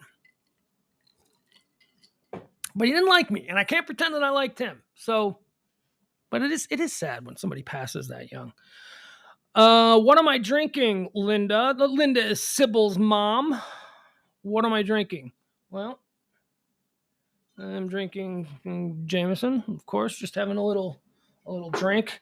All right, cheese it. The cops are here. My mom just pulled into the chat room. This is where we're going to wrap everything. No, I'm kidding, Mom. Don't worry about that. Oh, God. Look at hi, all. Pugs Mom here. Oh, it's all right. Good times. What do we want to go into? One of the things that, you may know is that I love TV. And since I've been off the air, am I crazy, or has the last 10 years of television been like the most incredible decade of TV ever? There are more shows that are in my top 10 shows of all time from the last 10 years than in the previous 50 combined. There's just so we're going to do a thing called a daily watch list. We used to do that, right? Remember, except that, back when we used to do it on the show every day at the close, we would talk about networks and what time it's on, and hey, it's Wednesday, that means don't forget. You're gonna do it anymore, and you don't have to do that. I don't even. Do you guys even have cable? I don't. I'm completely unplugged. I got the Roku. I've got a whole bunch of, I don't even own a TV. I watch everything on a laptop. My kid, I have a 12-year-old kid, and that's the other thing. You all remember Mace? Mace is 12 years old now. I won't be talking a lot about him. I know that seems weird because we pretty much talked about everything, but Mace has a life with his mom and his stepfather, and they do not need to be discussed in any way, shape, or form. And outside of the typical me bragging on my kid, which I'll do right now. So my kid calls me today, and he's. By the way, that's the other reason that I'm down here. Could you imagine how much you love your child, and imagine that child is 1,000 miles away, and the only way that you get to talk to him is on Skype or on FaceTime or whatever it is you do, and then you only get him for a little bit of time in the summer, and then you get him over Christmas. I mean, if there was anything that was destroying my soul and my will to live, it was that. It was the absolute worst experience of my life, was being separated from him. So now I'm here. I'm 10 miles away from him. We talk every day. We were able to do weekends and all of that kind of stuff. So let me brag on my boy a little bit. Since most of you remember, some of you, I'm looking at some of you in the chat room here. A lot of you go back all the way to, the beginning when he was born. And some of you even remember his brother, who we had problems with and who passed away. But Mason is now 12 years old. And by the way, I've decided that I'm going to call him Mason because there was some conversation about whether or not I should use his real name. Um, but as it turns out, Mason is like the most common trailer trash name going right now. When we named him Mason, there was okay. Listen to this. You want to talk about bad luck? When we named him Mason, when we came up with the idea to name him Mason, you couldn't go to the gift shop at Six Flags and find a vanity license plate that said Mason on it. You couldn't. There were no kids named Mason. Maybe you'd find a Noah, maybe you'd find a Ben, but those were the exotic ones. It was all John, Jim, Mike, remember? So we decide that it was a Mason Dixon thing. There was a North and a South kind of a thing. And his mother and I were talking about what would be a good name. And, Mason, man, we can't call him Dixon. That would be terrible. He would get housed on the playground every day. Nobody wants to be a part of that. So we came down on Mason and we thought, okay, yeah, actually, I do. I know one other child named Mason. That's good. Okay, so that's a real name. We won't be like completely weird because you don't want to go with Dweezil. You don't want to go with something like that. But you also want the name to be something that's a little bit different. So we thought we were onto something. We thought we had something great. I thought, boy, his nickname will be Mace. Look, that sounds like a Star Wars name. Like that is a cool name. Mace. The line from the old Sure Thing movie, Mace is a guy who lets you puke in the backseat of his car and he doesn't get mad at you about it. Mace is a dude. Mace is a good guy. So we loved that name and we thought we were onto something original. And like a month after he's born, Kourtney Kardashian has a baby and she names it Mason on TV. And now every trailer trash kid that has been born in the last decade is named Mason. He's got 3 other Masons in his class. Oh, you never get that one back. You never get that one back. You can only name a kid once. Although I do like Mace. So only brag on my boy because, as I said, I won't be talking about him very much on here. Except on the nights that he's here. On the nights that he's here, if he wants to get involved, he can because look, I'm a little biased, but he's really funny. He's really funny. He's super smart. He got like every good quality from his mom and then all of the passable qualities from me. He is brilliant. He is a brag alert. Dad brag alert. He is brilliant. He is a straight A honor roll student. He has a vocabulary like he's 12. He's got the vocabulary of a 23-year-old PhD student. He's or a master student, a graduate student. He's incredibly smart. And not only that,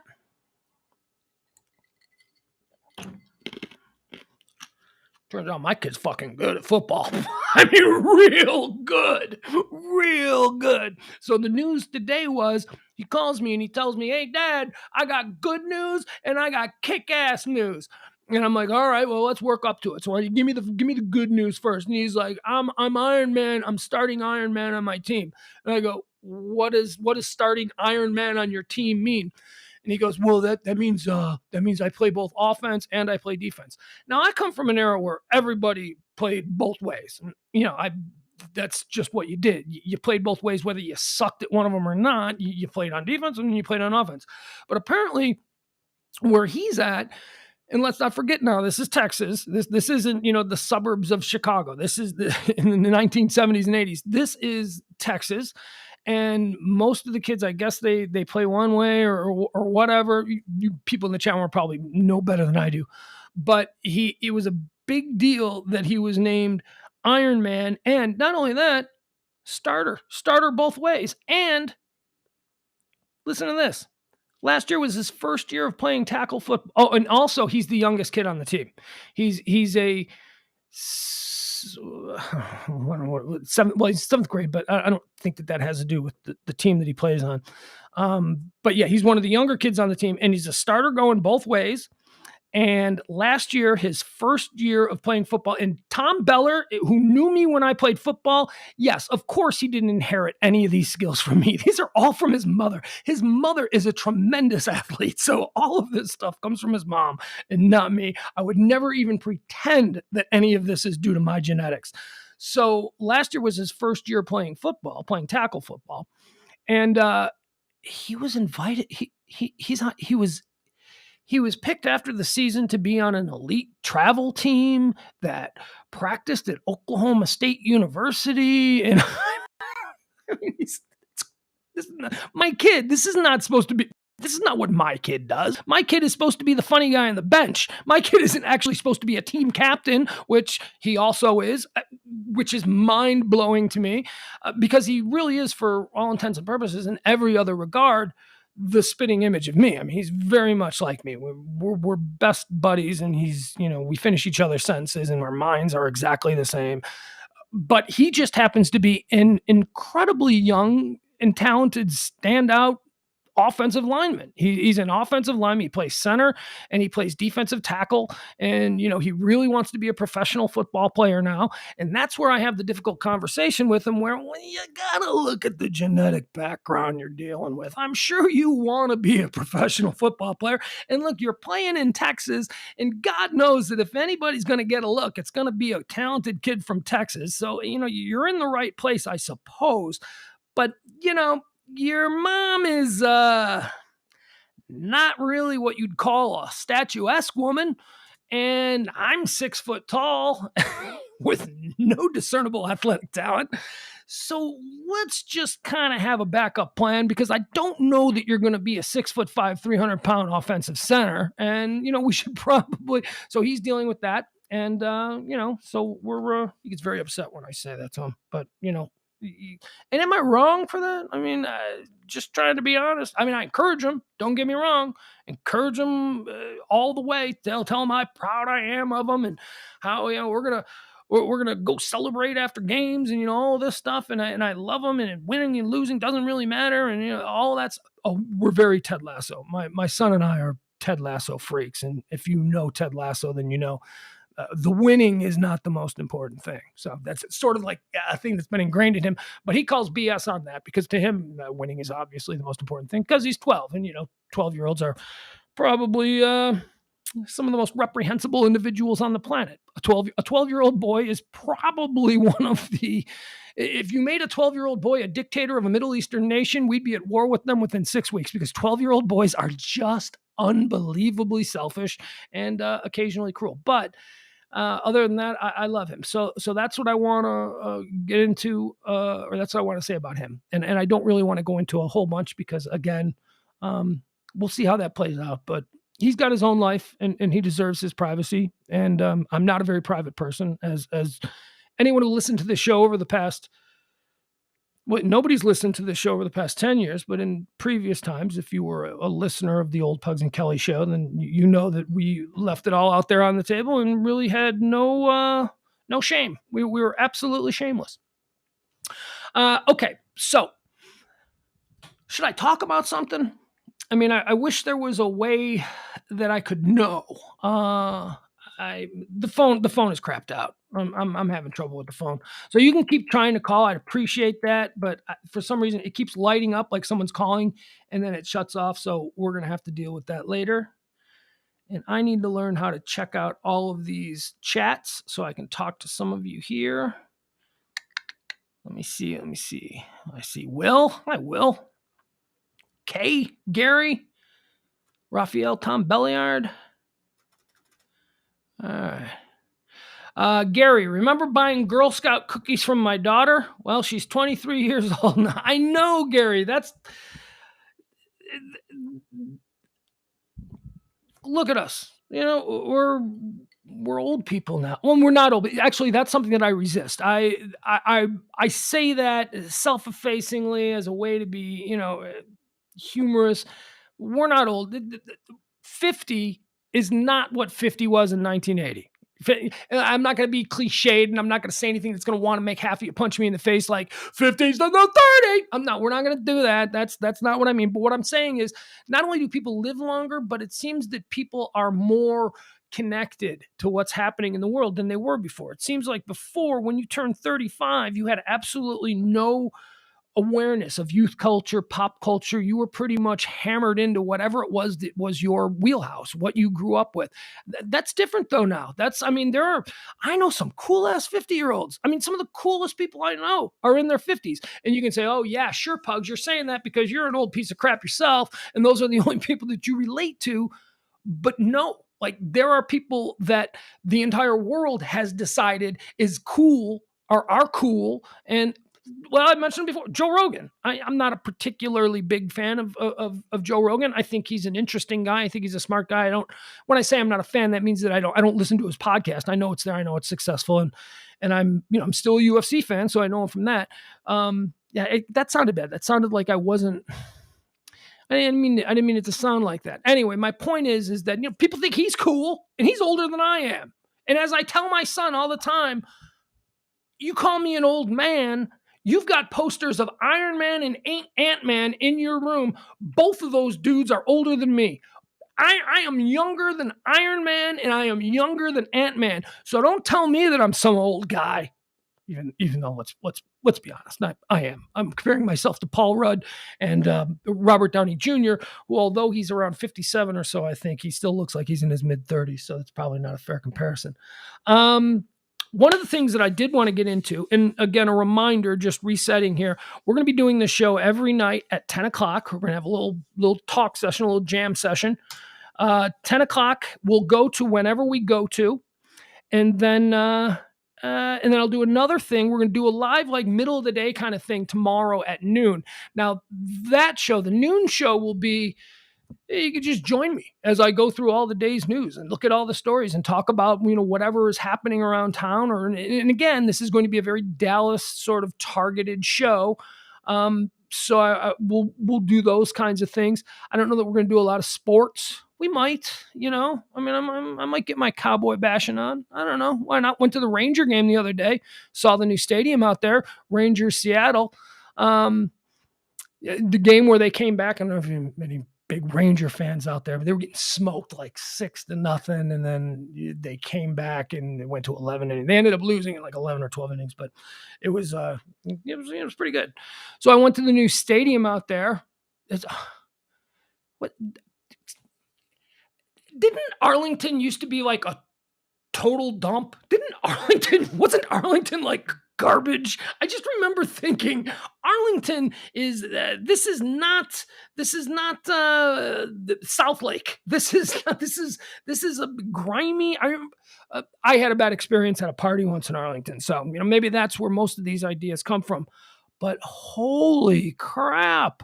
That the area in Arlington where you got AT&T Stadium, you got the old ballpark, you got the new ballpark, you got Wet n Wild across the street, you got Six Flags, and in the tradition of completely idiotic Dallas-Fort Worth urban planning, one exit off the highway for all of those things, one exit. Enjoy yourself, folks. Just sit there on an off-ramp for 45 minutes and miss the first 3 innings of the baseball game because it's also a Sunday and there's a Cowboy game going on. So that wasn't really good. But my goodness, that area is fantastic. I mean, now when I left, AT&T Stadium was here, and I've been to AT&T Stadium. It's absolutely Jerry World, I guess is the way people refer to it. It's a beautiful stadium. But I went to the new baseball stadium, and now, forgive me, I haven't been on the air here in town in quite a while. Has this been said before? It's a Bass Pro Shop, right? Am I wrong? I mean, it looks like a Bass Pro Shop. They just, or Carbelo's or whatever that other place is. That's what it looks like. The old ballpark at Arlington. Now, I'm a baseball fan, and I've been to a lot of the stadiums around this country. I've been to everything from, Yankee Stadium to, I've been to Cincinnati. I've been to a lot of them, okay? I don't want to start rattling off all this baseball stadiums, but I'd say I've been to a good 3/4 of all the baseball stadiums in America, the Major League Baseball stadiums. And my second favorite stadium of all time was the old ballpark in Arlington. I loved that place. First of all, it was aesthetically beautiful. It looked like something that was built in the 1920s, but it was built in the 1990s, maybe even later. It's the other thing I don't get. Why did you stop using a stadium that's still essentially brand new? That place was that place 20 years old? I don't even know. Well, it certainly didn't look like it was more than 20 years old. The old ballpark at Arlington, to me, was my second favorite baseball stadium that I had ever been to. Gorgeous. The amenities inside, great times. And that's another thing. You need to be able to disassociate from all the personal things that make it. But being objective, anyone who's been to the old ballpark at Arlington came away going, that was a hell of a baseball stadium. And now this new thing, and I'm sure, again, this is ground well covered here in the Dallas-Fort Worth Metroplex, but it's me and my first impression. The new stadium is great inside. No complaints. I was walking through the corridors, or whatever you'd want to call. You don't even want to call them corridors, because corridors are things that old timey baseball parks had. Dank cement, gray ramps that take you from one level to the next. And if you're from Chicago or New York or Boston, you're familiar with some of the old parks, you had to navigate streams of urine that was just pouring out of the bathrooms because the plumbing was put in the 1890s, and it's just not up to par. Those are the things I'm used to. I'm walking through this place, and I thought,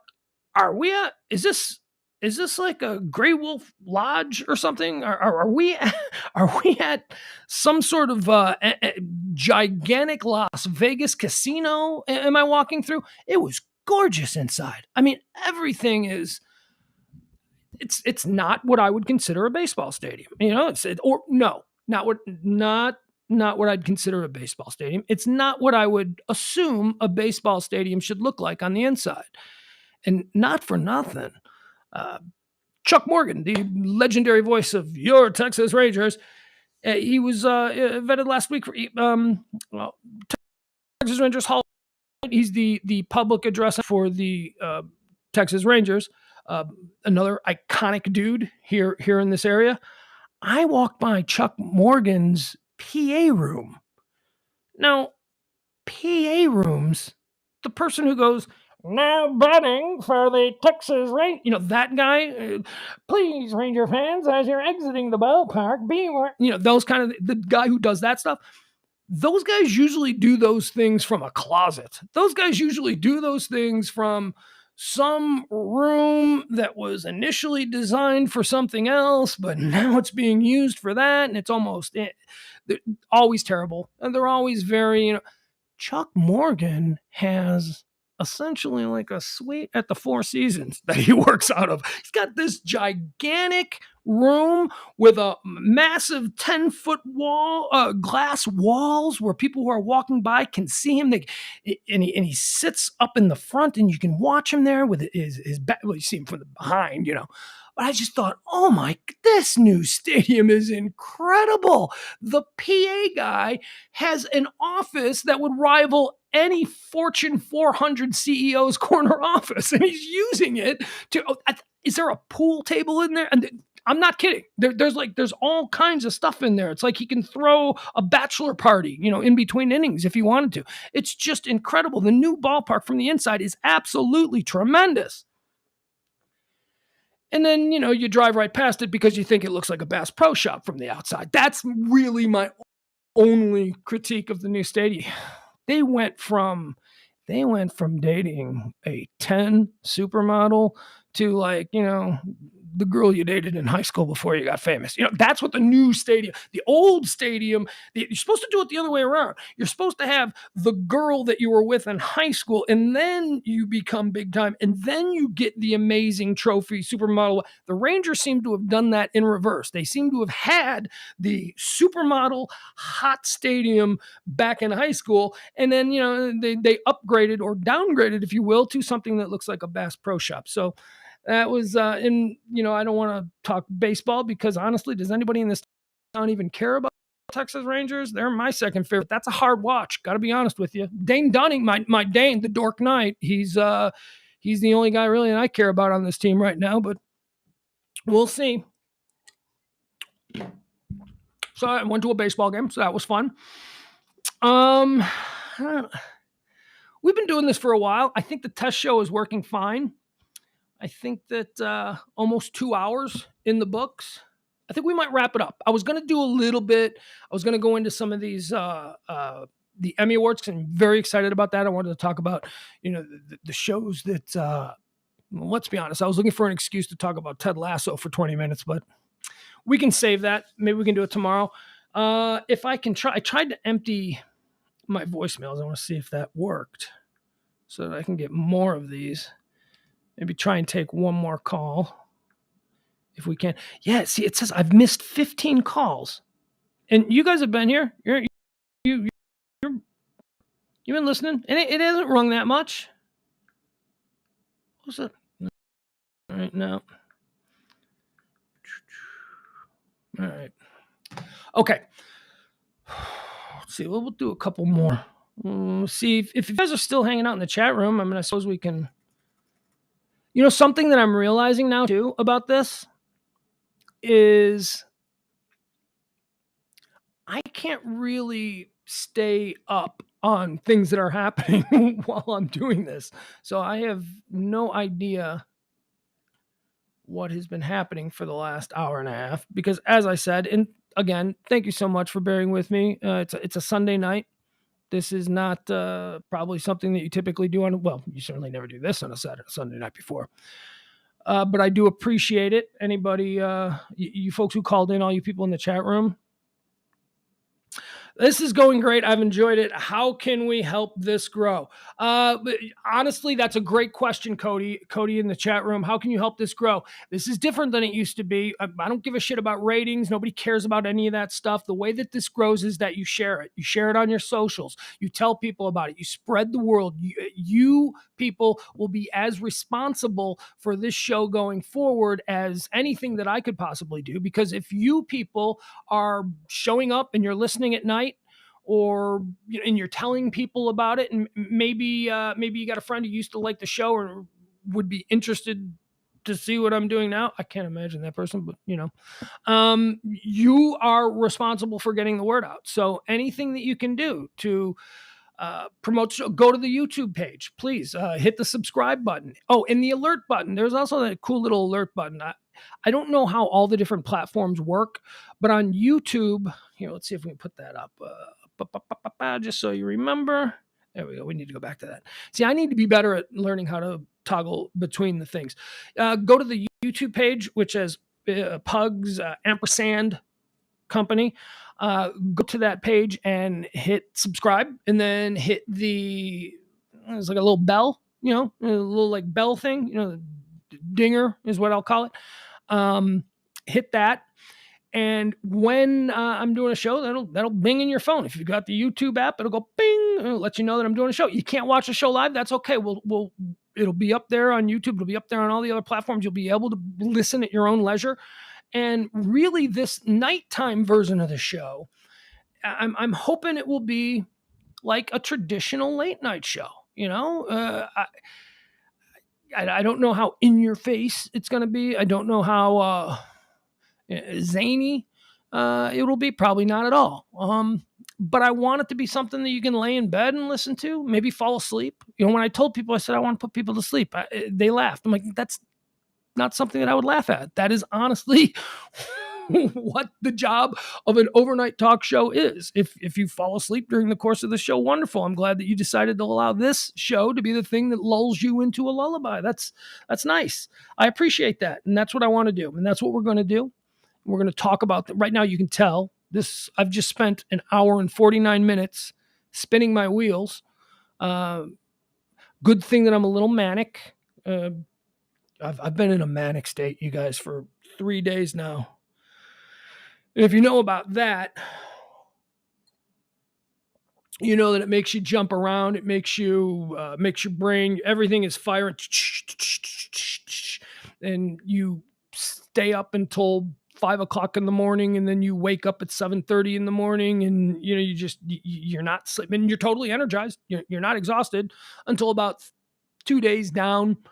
When the depression kicks in, because your brain has fired off everything that keeps the brain going, and then you sink into the depression, and then you sleep for 20 hours. And, people are like, why are you sleeping so much? Why? And it's like, oh, I don't know. I can't really help it. Because I stayed up till 7:00 in the morning the last week straight. So that's what's going on with me. But being in the throes of mania is not a terrible thing for something like this, a late night radio host. Hey, what if I lose? See, this is the thing. I'm going to do this every night because that's, you know what? You guys don't know this. I live here. I was like, I live here. I am living. Oh, we should have gotten into this. We should have really gotten into this. This is, you know what? Yeah, we'll leave with this. So I am living in a guest house. I am Cato Kalining it. I am living in a guest house in the HP. Obviously, I mean, I'm not going to give out the address or anything like that. I am walking distance from two owners of NFL football teams. I will go for my run later tonight after this. Yeah, I'm running. Can you believe that? I go out for a run. I will go for a run after this just to kind of calm down, and I will run past Jerry Jones's house and Lamar Hunt Jr.'s house. I mean, that's not me. If you guys know me, it's not me. I am like an insurgent who has lodged himself right in the middle of the 1%. And am I going to have 1%er stories? I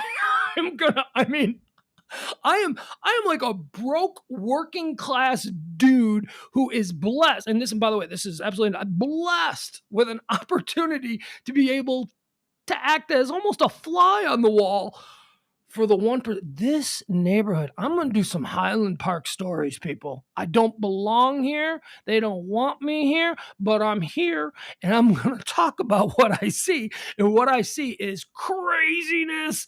Rich people are absolute.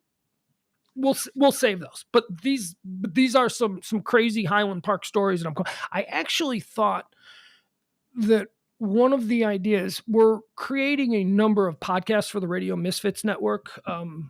Some of them will be stuff that I want to do with Kelly. And again, and I probably shouldn't frame it that way because, as I said earlier in the show, I haven't spoken to Kelly. We communicate through an intermediary. That's sort of the way I've chosen to do it because I always thought that we would again speak. And I wanted it to be on the air and publicly the first time we spoke. For some reason, I thought that would be a really interesting and legit way to go about it.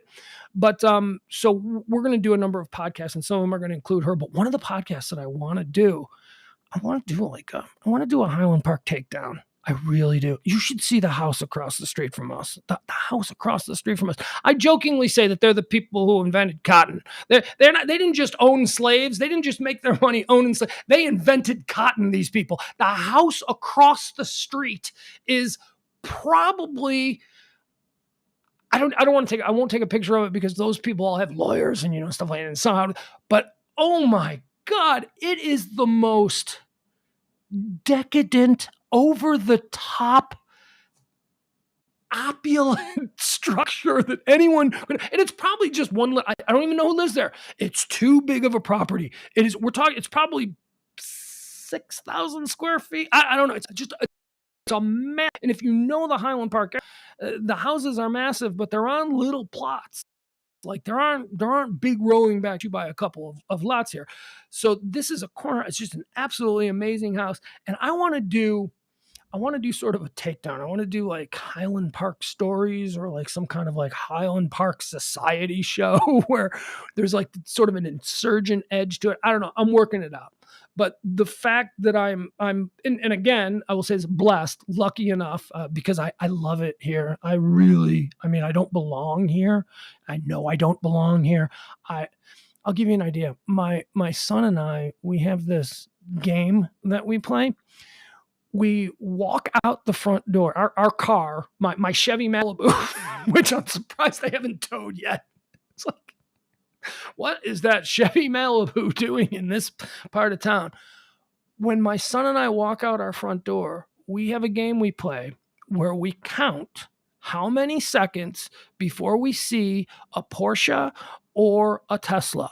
And sometimes anything exotic. Like, he'll say, is that exotic enough? And I'll say, yes, a Maserati is exotic enough. That will count as well.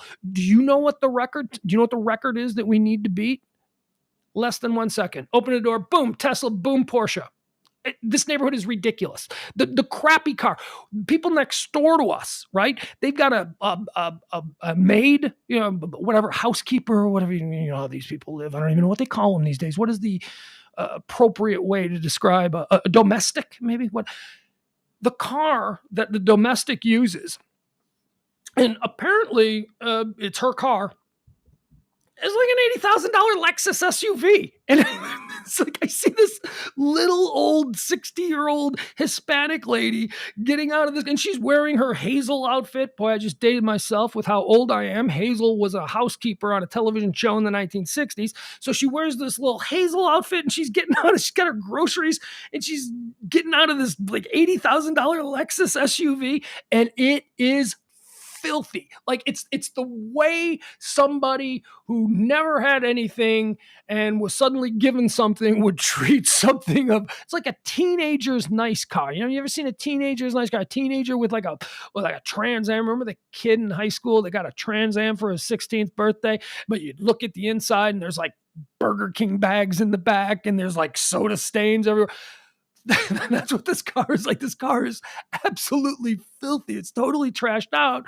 And yet it's like probably the family's throwaway car that they've given to the domestic so that she can run up to Whole Foods or wherever it is that they demand she buy their groceries from. So that's where I'm living. That's where we are. And again, I'm making fun of it, but maybe it's just because, on the outside looking in kind of a deal, because I do not belong here. I do not. I'm not kidding. Jerry Jones is up. This is one of the things my kid loves. He's like, let's go for a run. I'm like, which direction you want to go? You want to go that way or you want to go that way? He's like, let's go by Jerry Jones' house so I can scream at him. He does. We like run by the front gate and my kid screams, you suck, Jerry Jones. I don't know what his problem with Jerry Jones is.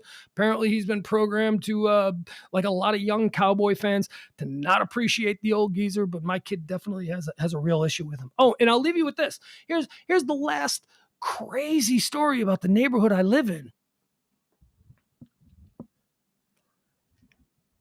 You know who used to live around the corner? Like literally around the corner. Like I could probably take the wireless computer and sit in his driveway and it would still work.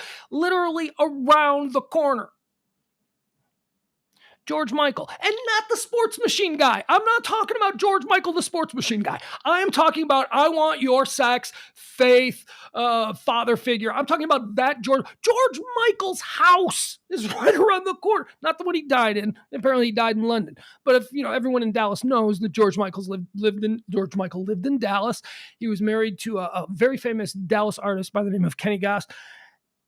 They're like around the corner in the neighborhood. They're like in the damn neighborhood. It's just mind-blowing to me that I can go for a run, and like every time I run by it, I think, of course, you got to get to wake me up before you go, or the Faith. I like that one too.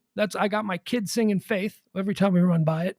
That's another reason why I'm running, because I told you he's like an athlete now, and so we go out and he's got me running. But yeah, so that's where I am, and that's where we're going to be doing the show from. I do the show every day, and I live in the next room. I'm in a guest house. This studio has been set up in the grand room of grand room. That's a pretty ostentatious way of saying that it's a studio, basically apartment type layout with a separate bedroom and a bathroom and all of that stuff, and fantastic deck. I've got an amazing deck out there. And I'm, again, I don't mean to be anything but appreciative of this opportunity, because if this opportunity didn't fall in my lap to do this, to come here and do these shows, I would still be 1,000 miles away from my son. So cheers to all of you.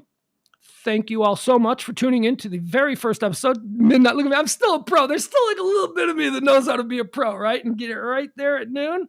So we're going to do that, or right there at midnight.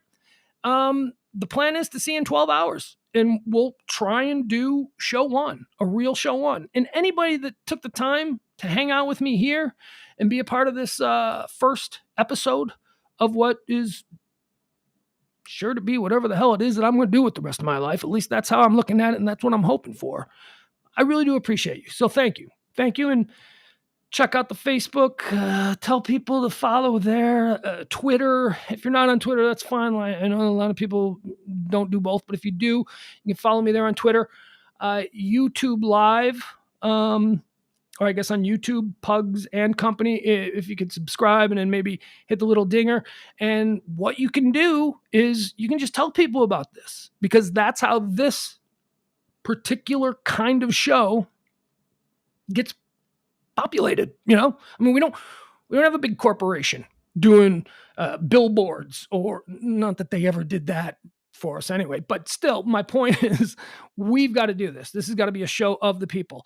We're also going to be looking for sponsorships and that kind of thing. And so, it's going to be developing as we go. We may, on the breaking news stuff, we may do a Patreon thing, which is something that I've seen other people do, which, if you want to buy a cup of coffee, you want to throw $2 or whatever at the show to keep it going. We appreciate that, because every little bit matters. We're going to try and grow from there. And that's about it. So I do thank you. Please check out the other shows on the Radio Misfits network. That's radiomisfits.com. I don't know how to end it. This is where we are. So hold on, new messages. Show. There we go. Yeah, that's gonna be it. Okay, so I was distracted because I was trying to figure out how to end this, but now I know. And at some point, we'll have a little music for you, and I'll tell you about some of the other shows that we're going to be producing and all that. But I hope to see you back here at noon tomorrow for what we're going to call Show 1. This was a test. Cheers to you. Thank you so much. I do appreciate it. Pugs Moran.